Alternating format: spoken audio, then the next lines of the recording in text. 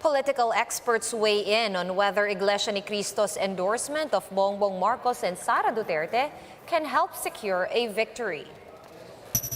Former Justice Secretary Vitaliano Aguirre denies coercing ex-Bucor Chief Rafael Ragos to testify against Senator Laila de Lima. According to Aguirre, the timing of Ragos's retraction is questionable. And if you're wondering whether or not you can wear certain colors on Monday, the COMELEC has issued a guide for voters on Election Day do's and don'ts.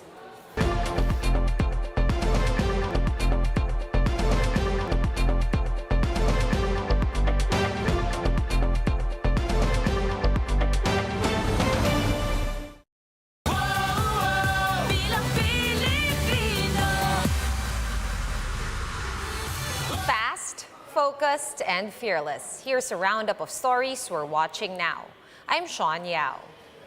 Some political pundits believe that Iglesia ni Cristo's endorsement can help boost the Uniteam's campaign.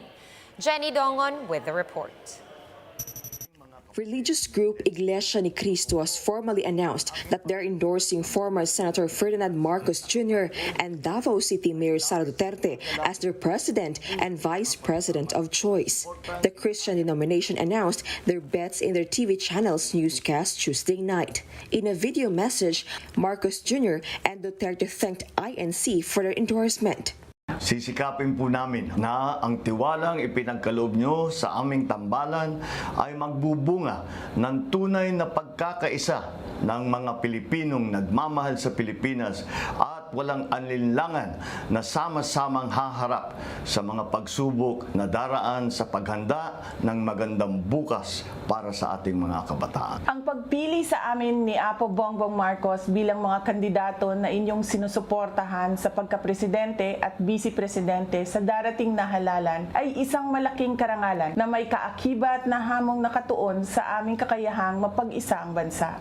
The INC also encouraged their members to vote for some of Uniteam's senatorial bets, particularly for Jingo Estrada, Win Gatchalian, Mark Villar, Mig Zubiri, Lauren Ligarda, and guest candidate Robin Padilla.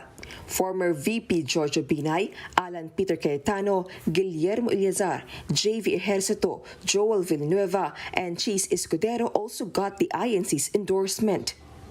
The 107-year-old church is known for their block voting, which is why their endorsements are much anticipated elections after elections. Some political analysts believe that the INC's endorsement is a big boost for the campaign of Uniteam. Posibleng ito ay para dagdagan ng momentum ang tambalang Uniteam na Marcos at Sara Duterte. In tight elections, halimbawa, medyo dikit according to reputable survey firms, that can probably make a difference.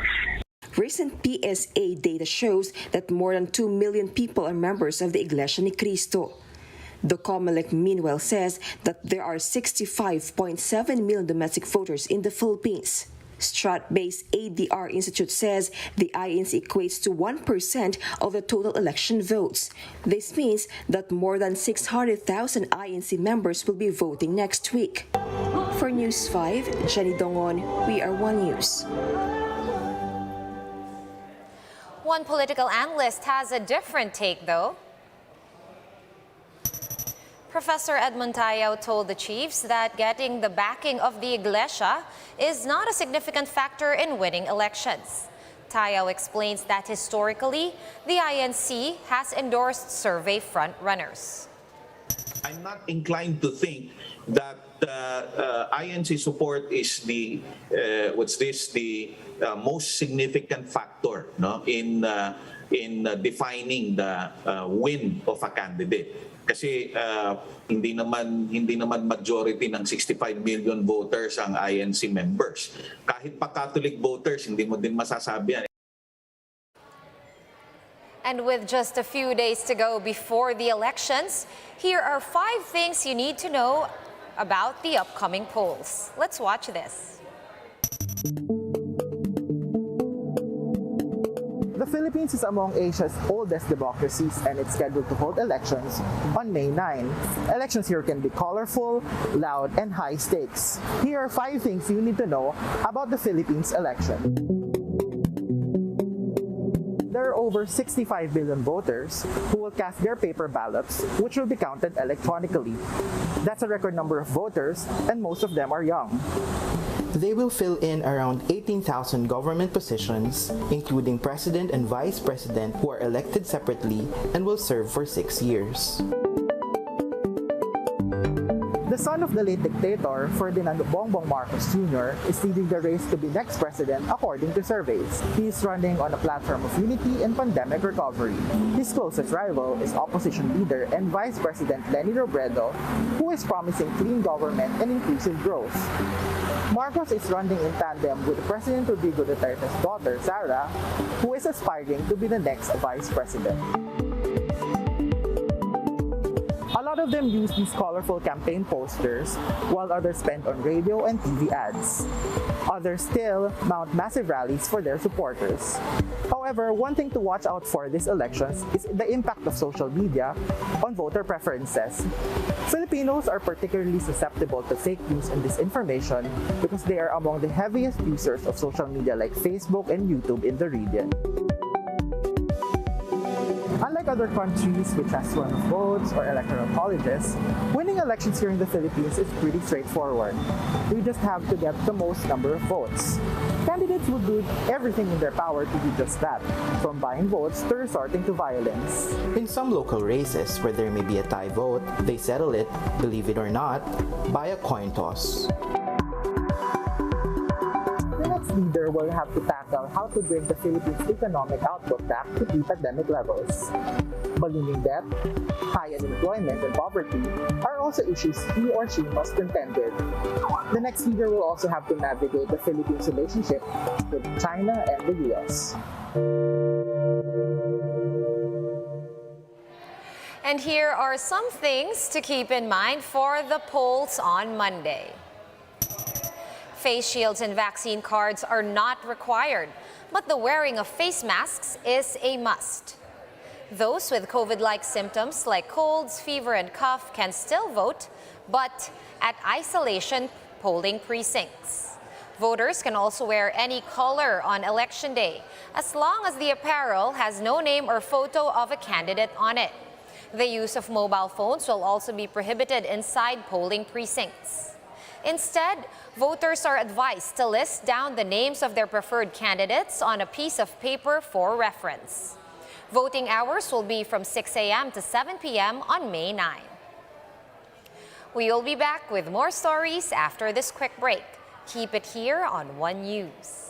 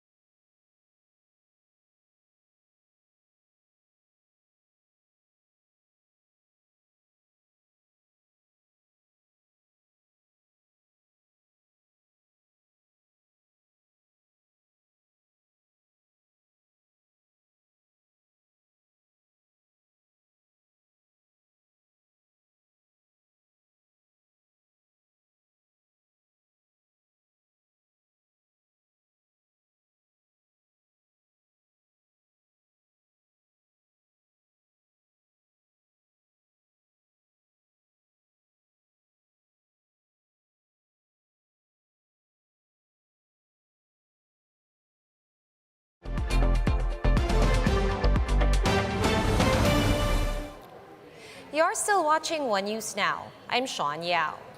Presidential aspirant Isko Moreno is back in the vote-rich province of Cebu to court more voters ahead of Monday's elections. Let's get the details from Romel Lopez, who's reporting to us live over the phone. Hi, Romel. How is Moreno's campaign going in the Queen City of the South? Yes, Sean, Manila Mayor Isko Moreno is back here in Cebu province again.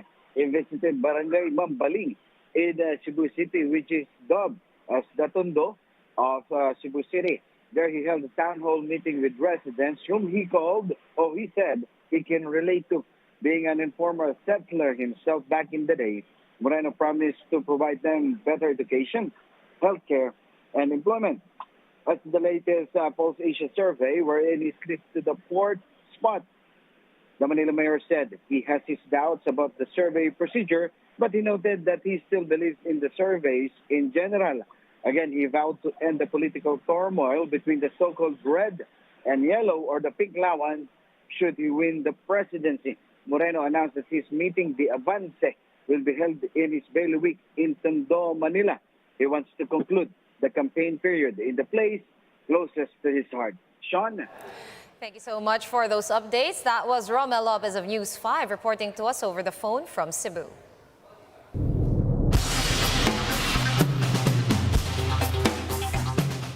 Protesters gathered outside the U.S. Supreme Court demanding protection for abortion rights. This comes on the back of a draft court resolution to overturn the landmark Roe v. Wade ruling being leaked. The 1973 decision guaranteed a woman's right to abortion in the United States. U.S. Chief Justice John Roberts said the draft is authentic, but he did stress that it is not yet final. Protests were also held in other states, including Atlanta, Chicago, Denver, Los Angeles, and Seattle. Let's now take a quick look at today's other top stories. Former Justice Secretary Vitaliano Aguirre denies having coerced a key witness to testify against Senator Laila de Lima. Aguirre questioned the timing of former Bucor Chief Rafael Ragos' retraction, which came just 1 week before the national elections. And the mothers of 2 students abducted by Jovito Palparan are seeking to shut down Pastor Apollo Quiboloy's Sunshine Media Network. In a complaint filed before the National Telecommunications Commission, SMNI is accused of spreading false information and biased reporting. The network managed to interview the convicted kidnapper without the knowledge of the Justice Department. And in sports, the De La Salle Green Archers live to fight another day after beating the UP Fighting Maroons 83-80. Evan Nell scored a game-high 26 points for La Salle, while graduating big man Justin Baltazar had 15 points and 18 rebounds. Both teams are set for a do-or-die match on Friday, with the finals berth at stake. For more updates, visit News 5, the Philippine Star, and Business World online. Visit our website, onenews.ph, for more in-depth analysis. You can also catch One News on the Signal Play app. Register for a free account at www.signalplay.com and stream One News live anytime, anywhere.